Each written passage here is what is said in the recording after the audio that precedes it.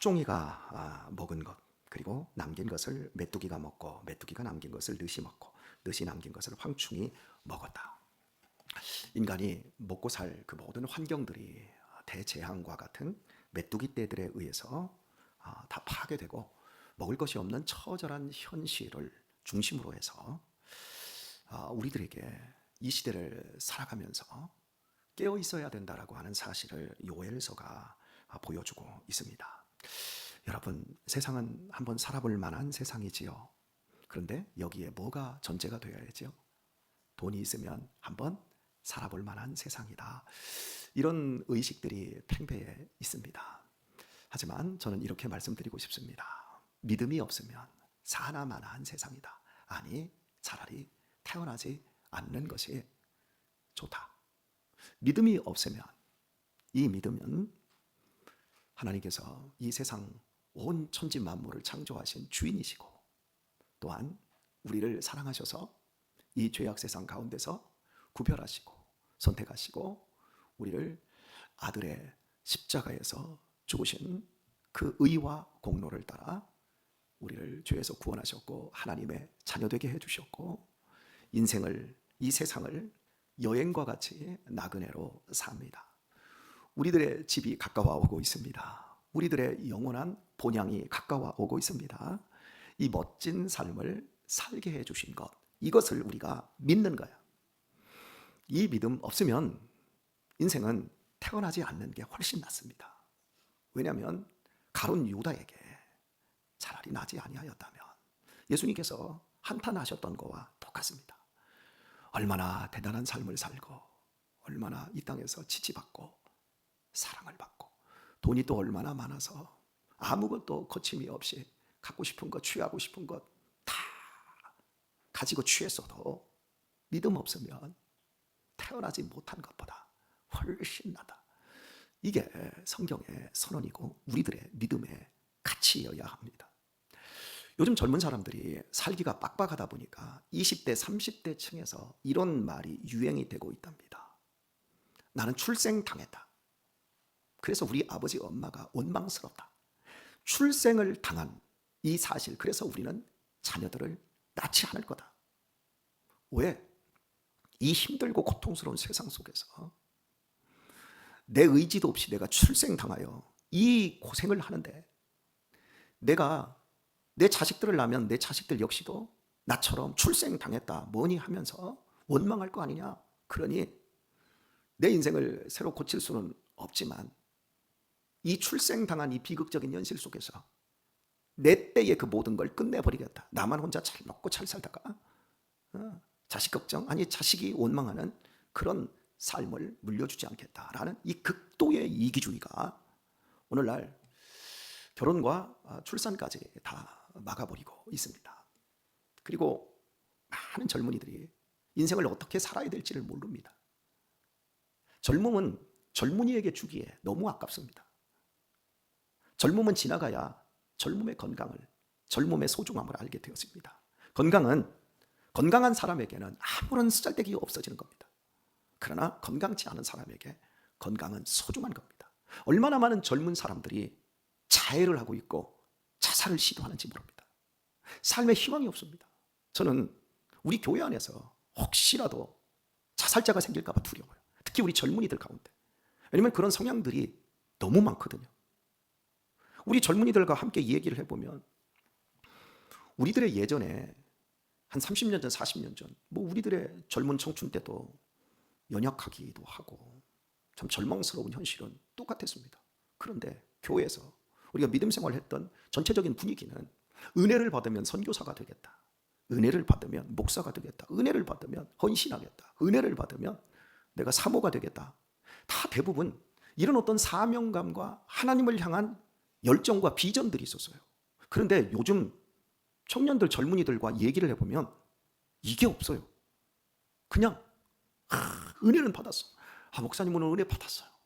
오늘 찬양이 얼마나 좋았는지 몰라요? 그런데 그냥 영성을 소비만 할 뿐, 여기에서 재생산이 되어서 내가 하나님 앞에 헌신하겠습니다. 인생의 새로운 가치 체계와 목적이 안 바뀌어요. 이게 전체적인 분위기예요. 지금 우리 노예 가장 큰 교회 중에 한 교회 사모님이 심각한 우울증으로 매우 위험스러운 상황 속에 있습니다. 우리 김경순 권사님 바로 그 또래예요. 심각해요. 근데 남편 목사님은 그거에 대해서 별로 심각하게 느끼지를 못해요. 그러니까 부인이 사모님이 더 심각해지는 거예요. 좋은 대학 나오고 이름 있는 교회에서 똥똥거리고 경제적으로도 너무 유복하고 자식은 유학까지 갔다 와서 잘 풀렸고, 그런데 왜 우울증이 옵니까? 하나님을 중심으로 섬기고 헌신하고 베풀지 않으면 썩는 겁니다. 우리 김경순 권사님 우울증 걸릴 시간 있어요? 뽕잎 따라다녀야지. 교회 밥해야지. 헌신해야지.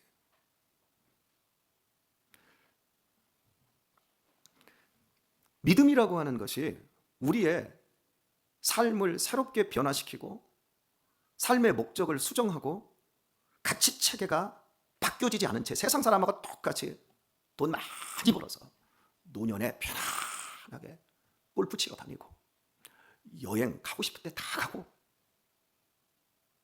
그러면 아무런 문제가 없을 것 같아요. 그 사모님 그러고 삽니다. 그런데 감당을 못해요.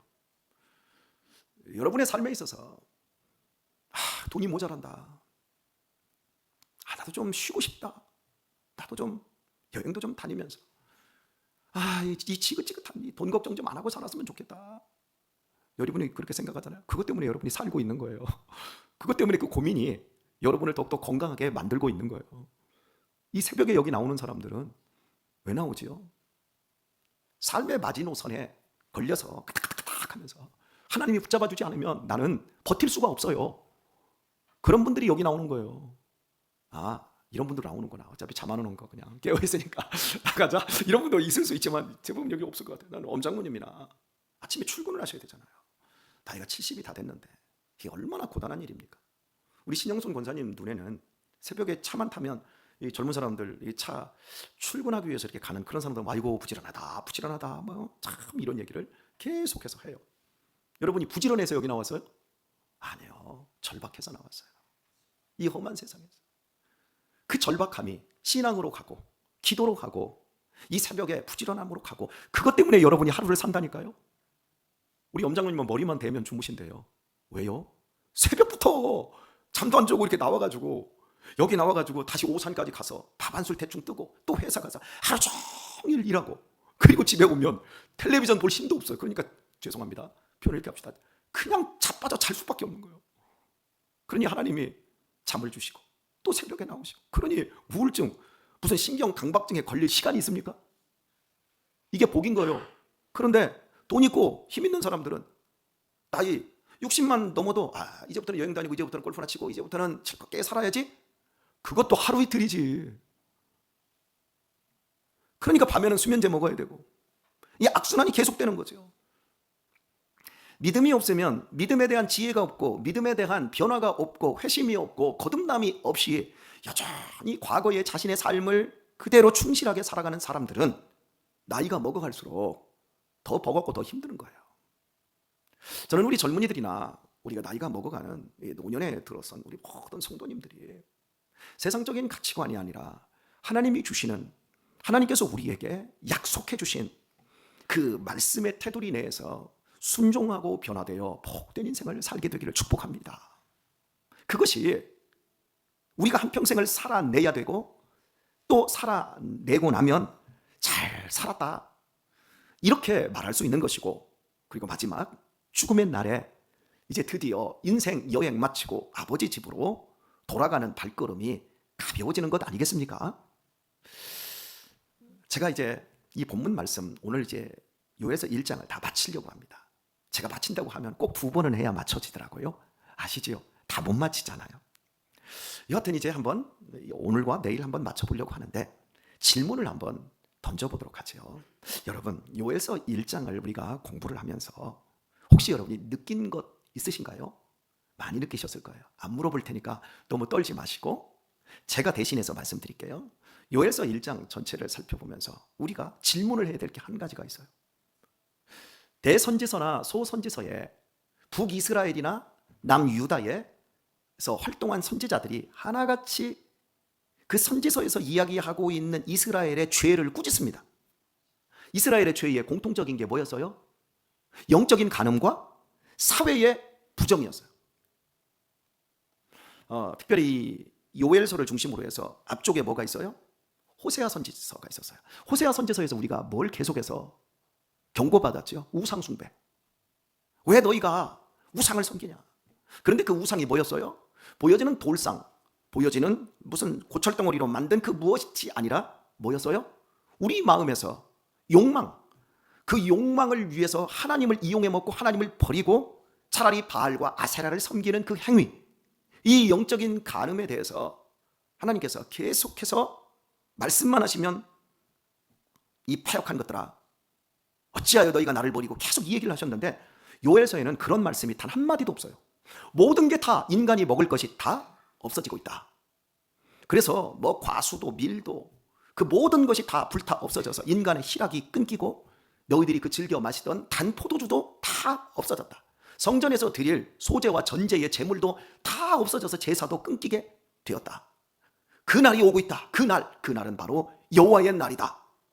전지전능한 내가 정한 그날이다. 그러니 울어라, 금식해라, 애통해라, 이 얘기를 하고 있어요. 여러분이 소선지서가 굉장히 많아요. 대선지서는 아시다시피 이사야, 예레미야, 에스겔서이지 않습니까? 그런데 그 이후에 나오는 뭐 호세아, 막 요엘, 아모스, 학개, 뭐 12선지서가 쭉 나옵니다. 그 선지서는 모두 죄를 꾸짖어요. 이스라엘 백성들의 거짓된 신앙을 꼬집어요. 그리고 그걸 경고를 해요. 그런데 우리가 요엘서 1장에서는 그런 말이 한마디가 있다 없다? 없어요. 단 한마디도 그런 얘기가 나오지 않아요. 이스라엘 백성들의 죄가 어떻고 너희들의 부정부패가 얼마나 심하고 있는 자들이 얼마나 없는 자들을 빼앗고 억누르고 있는 이런 현실에 이런 부정의에 대해서 지적하는 말이 단 한마디도 없었어요. 그리고 앞으로도 요엘서는 3장까지 있는데 2장, 3장을 봐도 단 한마디 이스라엘 백성들의 죄를 어떻다 구체적으로 지적하지 않습니다. 단 그 날에 집중되어 있어요. 여호와의 날, 그 날에 집중되어 있어요. 그렇다면 여러분, 그날은 어떤 날일까요? 신학적으로, 성경적으로 그날은 예수 그리스도께서 이 땅에 오신 날입니다. 그리고 그 날은 두 개인데 예수님께서 이 땅에 다시 오시는 날입니다. 그것을 사도행전 1장에서 요엘서를 가지고 성령이 강림한 것과 예수님이 십자가에서 죽으시고 부활한 사건을 통해서 말씀을 해줍니다. 그러니까 우리가 바라보아야 할 것이 무엇입니까? 여호와의 날이에요. 여호와의 날을 바라보며 우리의 신앙의 초점과 핵심이 거기에 있어야 되는 거예요. 저는 지금 한양사이버대학교에서 심리학을 공부를 하고 있습니다. 학부 과정에서부터 시작해서 이제 3학기째 하고 있습니다. 그러니까 1학년 1학기죠. 앞으로 4학년까지 그걸 감당을 해야 되는데 체력적으로, 시간적으로 이게 감당이 될지 정말 고통스럽습니다. 해야 될 일이 너무 많고 해야 될 공부가 많고 과제가 많고 시험이 있으니까요.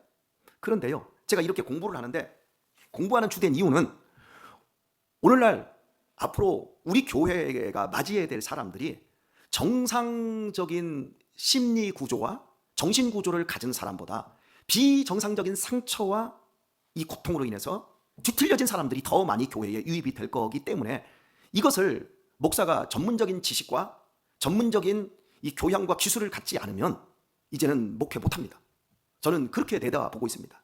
하나는 첫 번째는 AI, 인공지능을 준비를 해야 되고, 그래서 그 준비하는 과정에서 영상이나 이런 것들을 제가 많이 이렇게 하다 보니까 지금 여러분들은 훌륭하게 혜택을 받고 있어요.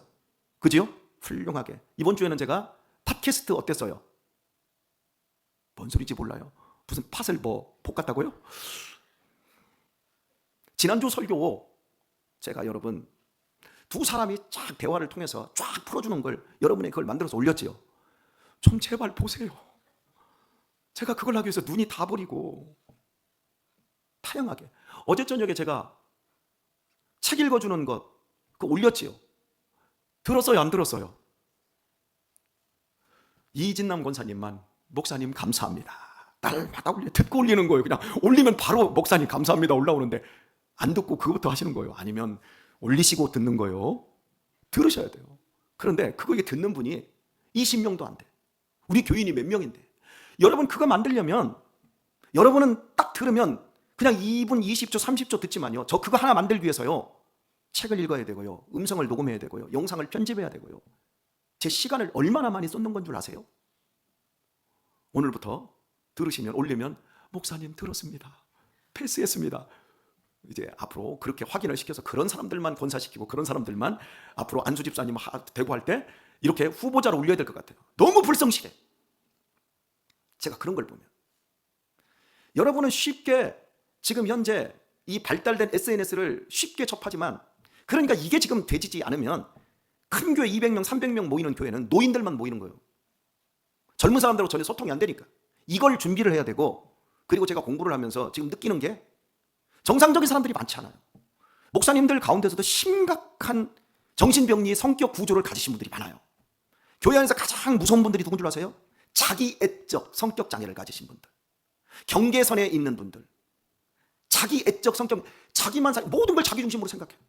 그런 사람들은요 타인들과 관계가 굉장히 힘들어져요. 그 얘기를 해보면 다 알아. 다 아는데요 뭐. 다 안돼. 아니 나보다 더 잘 알아요 목사보다. 다 안다고 생각하는 그 착각과 사실은 아무것도 알지 못하는 거예요. 자기 자신조차 몰라. 자기 자식도 몰라. 자기 아내도 몰라. 그런데 다 안돼요. 그러면 이런 사람들이 앞으로 교회의 주를 이룹니다. 그러면 교회가 큰 애기들 판이 돼버리는 거예요. 그러면 심각해지는 거예요. 그래서 이런 것들을 준비하고, 그래서 이제 제가 이제 공부를 하는데, 제가 공부하면서 어떤 날을 바라보면서 공부하는 줄 아세요? 제가 한양사이버대학교에서 심리학을 전공을 하는데, 보통 목사님들은요 백석대학교라든지 평택대학교 같은 데 가가지고 기독심리학을, 상담심리학을 이제 전공을 합니다. 그러면 그것도 훌륭한 거예요, 공부하려고 하니까. 그런데 그렇게 되어지면 교회 안에서밖에 이게 모르는 거예요. 시각이 좁아요. 목사가 신앙을 했잖아요. 목사님들 서재에 들어가 보면 뭐 주석서절 막 주예서절 막 이렇게 있어요. 그러면 그 목사님은 교리적으로만 설교하는 거예요. 그런데 목사님 속에 딱 들어가더니 막 소크라테스가 있어요. 우리 남선로에 목사님들 150명 계신데 제가 소크라테스를 읽고 파이돈을 얘기하면 아는 사람이 단 한 사람도 없더라고요. 안 읽는 거죠. 그래서 우리 유신이하고 그 얘기를 했었어요. 소크라테스를 이야기하는데 너 자신을 알라만 이야기하지 크립톤도 모르고 파이돈도 모르고 안 읽어봤으니까 그냥 한쪽으로만 치우치는 거예요. 여하튼 간에 제가 이제 이렇게 공부를 하면서 제가 어떤 날을 바라보고 공부할까요?